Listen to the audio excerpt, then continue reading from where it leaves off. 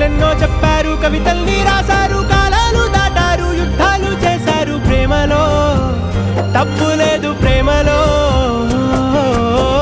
వేల వేల వెన్నెలంత నీదవాలి వెలుగునంత మోయమంటే నేను ఎంత రే.